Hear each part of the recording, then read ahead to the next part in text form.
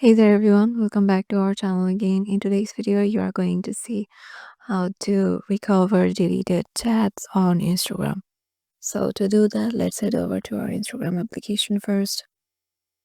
And once you're there, just head over to your profile by tapping the profile icon on the lower right corner. And once you're there, tap on the three lines icon on the top right. And from here, tap on Account Center. Once you're there, go to your information and permissions. From there, go to download your information.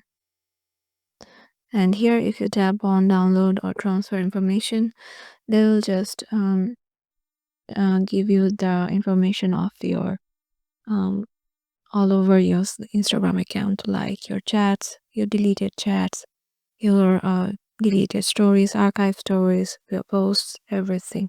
So from there, you can just recover your deleted chats off your Instagram account. So yeah, this is how you can just do that. Hope this video will help you out.